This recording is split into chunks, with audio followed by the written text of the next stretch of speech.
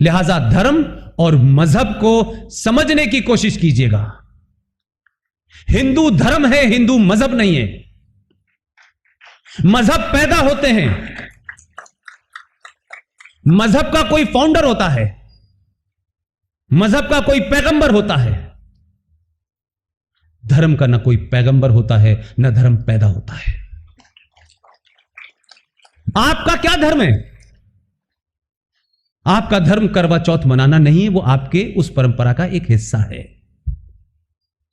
हिंदू धर्म और धर्म का मतलब जो लोग उसको किसी पूजा पाठ से जोड़ते हैं, उसमें भी करेक्शन करिए। धर्म का मतलब होता है विज्ञान। आपका पूरा जीवन पैदा होने से लेके अंतिम संस्कार तक एक एक चीज हजारों साल पुरानी साइंस पर टिकी हुई है। यह बात अलग है कि हमारी चीजों को लोग यहां से ले गए और उसमें अंग्रेजी का नाम रख दिया और उसके बाद हम कहने लगे ओ यस ऑर्गेनिक फूड खाना चाहिए। यह हमारी प्रॉब्लम है। हमें उस गुलामी ने मानसिक तौर पर ऐसा कर दिया है कि हमें लगता है कि हमारे पास कुछ था ही नहीं, सब कुछ अंग्रेज में बताएंगे। लिहाजा विकास का मॉडल बदल गया है कि जब तक आप बेनेटन की शर्ट नहीं पहनेंगे आप यू आर अप मार्केट आदमी नहीं है। आपके देश में तो अजीबोगरीब होने लगा है, जहां की स्थिति ऐसी है कि 6 महीने ठंडा रहता है, 6 महीने गर्म रहता है। उनकी मजबूरी है कि 6 महीने वो बेचारे कुछ नहीं कर सकते हैं, तो खाने को, सब्जियों को कोल्ड स्टोरेज में रखते हैं। लेकिन हम अंधी दौड़ में शामिल हो गए।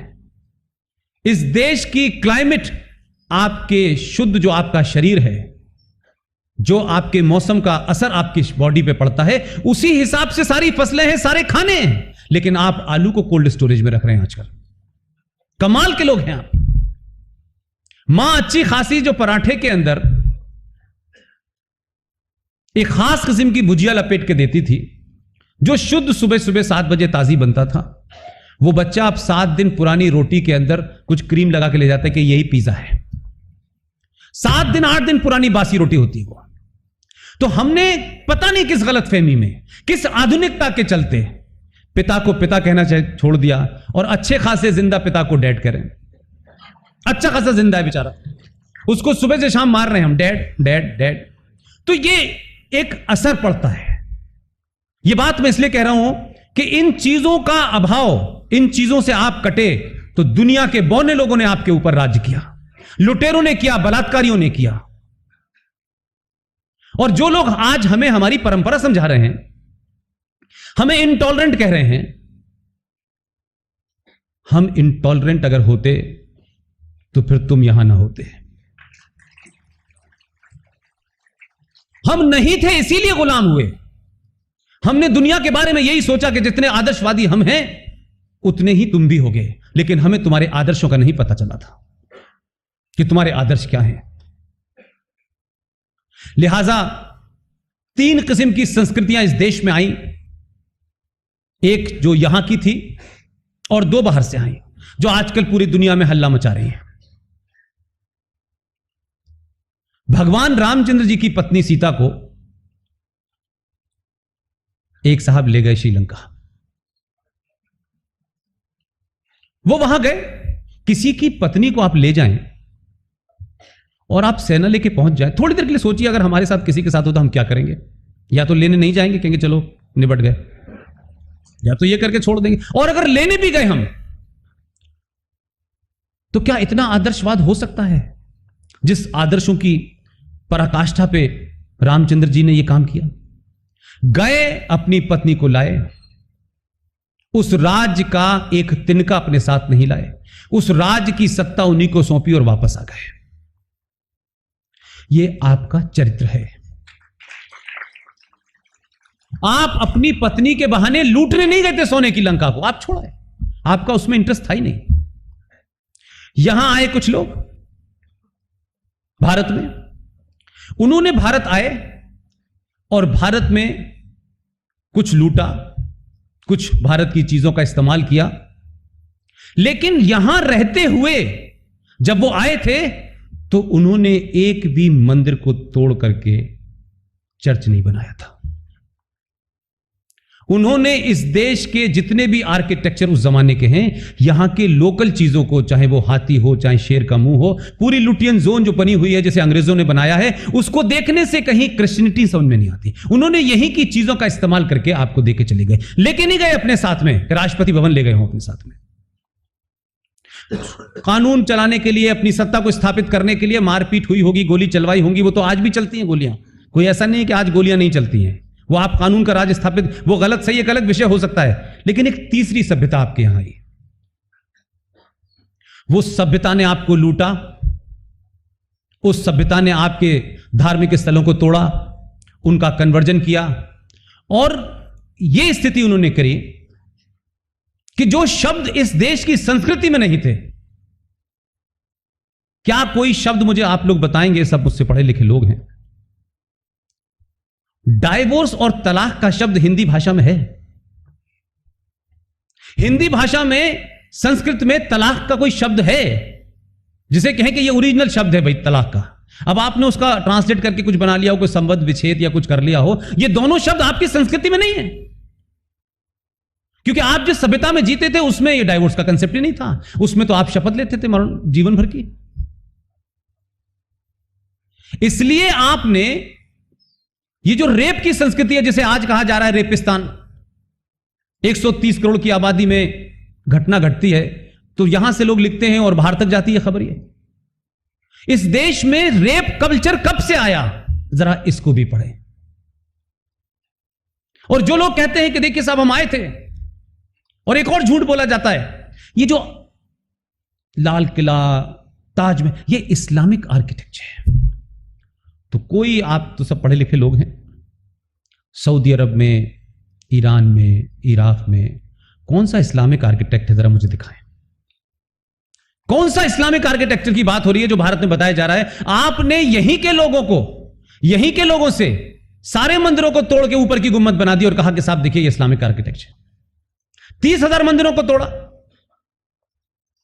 तो आप जिस पर्शियन की बात कर रहे थे, जिनको आप लोगों ने अपने यहां शरण दी, मात्र 79 ही की तो बात है। 79 के अंदर वो ईरान, जिनको कुछ लोगों को, आप जो गलती पूरे देश में आपने की है पिछले 1000 साल में, जिसका खामियाजा आप भुगत रहे हैं, अब आपके लिए गली गली, मोहल्ले मोहल्ले, हर जगह कश्मीर बन गया है। ईरान ने भी यह गलती की थी, कुछ लोगों को शरण दी थी। आज वहां से पारसी खत्म हो चुके हैं, इस्लाम का झंडा बुलंद हो रहा है। यह पूरी दुनिया में चल रहा है। लिहाजा आर्टिकल 370 और 35A पे मेरा कहना अभी भी यह है आपसे कि आप खुश हो, इसको खूब प्रचारित भी करें। अभी बीजेपी के कुछ लीडर्स ने कहा कि श्यामा प्रसाद मुखर्जी ने बलिदान दिया। मैं एग्री नहीं हूं, मैं उसको बलिदान नहीं मानता। एक ऐसा शख्स जो अब नहीं है, उनकी शान में मेरी कोई गुस्ताखी हो जाए मुझसे, वो मैं नहीं चाहता। हम 70 साल के बाद भी सब कुछ ब्लैक एंड व्हाइट में मौजूद है। आज भी हम झूठ बोलते हैं कि बलिदान दिया, श्यामा प्रसाद मुखर्जी की हत्या की गई, जेल में हत्यारे मौजूद हैं, वो लोग मौजूद हैं आज भी इस दिल्ली के अंदर।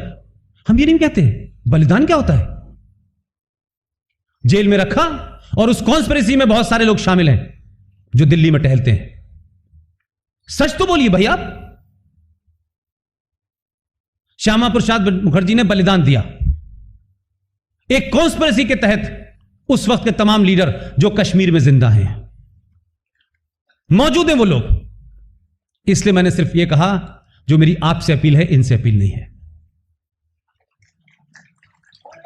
नहीं, मैं देखिए, मैं जब बार बार कहता हूं कि इनसे अपील नहीं है, तो आप इनको ये मत मानिए कि इनसे कोई मेरी नाराजगी है।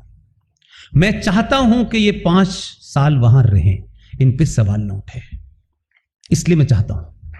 मैं नहीं चाहता कि ये अपने मुंह से कोई बात ऐसी कहें, उसके लिए मैं ही काफी हूं। मेरी मांग है, और ये 4थी सभा है जिसमें मैं ये कह रहा हूं, इसको इशू बनाइए। 31 अक्टूबर को जम्मू कश्मीर में पहला लेफ्टिनेंट गवर्नर अपॉइंट होगा। आप तो थोड़े बहुत और बहुत ज्यादा समझदार हैं, लेकिन आपके राज के अलावा मुझे अपनी बात कह करके फिर उसकी और एनालिसिस करनी पड़ती है, तब समझ में आता है। ज्यादातर लोग ट्यूबलाइट हैं। एक मंच पे खड़े होकर के कम शब्दों में ज्यादा बात कहनी चाहिए। कोई यहां लंबा पाठ नहीं हो रहा, लेकिन उसमें भी लोगों को फिर मुझे बताना, फोन करके कहते हैं इसका मतलब क्या है। अब इस पे बड़ी मेरी दिक्कत है। 31 अक्टूबर का दिन जानबूझ के चुना गया है। उस दिन सरदार पटेल का जन्मदिन है।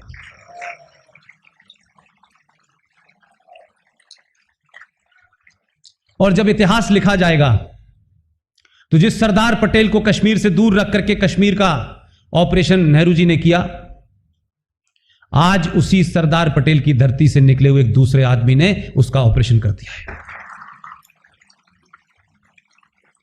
तो एक साथ दो चीजें इतिहास में लिखी जाएंगी। और इस इतिहास लिखते वक्त खास तौर से 370 और 35A पे, माफ कीजिएगा मैं बहुत ब्लंट आदमी हूं, इस पे जब भी इतिहास लिखेगा, और ईमानदार लोग लिखेंगे, बेईमान तो बहुत लोग हैं, चापलूस भी बहुत लोग होंगे, ईमानदाराना इतिहास लिखा जाएगा तो ध्यान रखिएगा, लोग मोदी को कम अमित शाह को ज्यादा याद रखेंगे।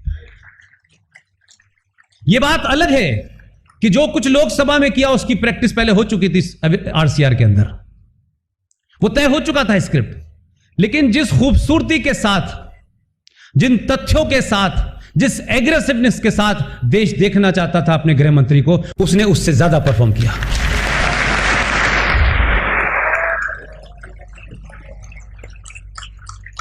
और उसी डिस्कशन में जिस बात को पिछले 3 साल से बार बार रिपीट करता था मैं, तो सोचता था कि कोई इसको ऐसे प्लेटफॉर्म से कहे जिनकी लोग सुनते हैं। एक पूरा स्टेटमेंट याद कीजिए लोकसभा की उस स्पीच का। उन्होंने कहा कि हम पीओके भी लेंगे, हम अक्साई चीन भी लेंगे। जानते हैं इसके पीछे का एक घटना क्या है? जब उन्होंने ये कहा तो बहुत लोगों की ये समझ नहीं आया कि इस आदमी ने, गया वो बेचारा पहली बार है पार्लियामेंट, लेकिन रिकॉर्ड उसने 70 साल का पढ़ लिया। इसलिए मैंने कहा कि यह काम समाज को करना चाहिए। इन बेचारों के पास समय नहीं है, सब कुछ ये नहीं करेंगे। इनको कुछ कुछ चीजों के लिए आप रिलैक्सेशन दे दें। बहुत सी चीजें हैं जो समाज को उठानी है, और समाज जब उठाएगा उसका दबाव होगा। मुझे मालूम है कि पूरी संसद हिल जाएगी समाज के प्रेशर के सामने। आपके अंदर वो ताकत पैदा कीजिए। आपने ये पैदा नहीं की तो 5%, 6%, 16% ये वो मिला करके एक सरकार बनती थी, और उसमें अजीब और गरीब किस्म के लोग प्रधानमंत्री बनते थे। कोई सो जाता था, कोई जगा रहता था, किसी का पता ही नहीं था ये कब जाता है कब आता है। तो मेरा कहने का यह है कि सच्चाई नहीं थी, इसलिए आपको वैसे ही कानून मिल रहे थे। एक साहब प्रधानमंत्री बने, वो पड़ोसी मुल्क से आ गए थे, वो प्रधानमंत्री बने। उन्होंने कहा कि नहीं, अरे हम तो शांतिप्रिय देश है, तो हमें ये रॉ की जरूरत ही नहीं है। जो विदेशों में हमारी खुफिया एजेंसी काम करती है, उन्होंने उसको ऑफिशियली डिसमेंटल कर दिया। यानी लोग अपनी लाइकिंग डिसलाइकिंग पे देश चलाते हैं यार। लिहाजा जी साहब, मुझे बड़ी खुशी है कि इस महान आत्मा को आप लोग याद रखेंगे। ऐसे लोगों को याद रखिए। कुछ लोगों को इसलिए याद रखना चाहिए, इतिहास का मतलब यह है कि इतिहास में ऐसी घटनाओं का इसलिए याद रखना चाहिए कि आपको कदम कदम पे ध्यान रहे कि जो गलती हमने की है हम न दोहराएं। सिर्फ इसका इतिहास का इतना ही मतलब है।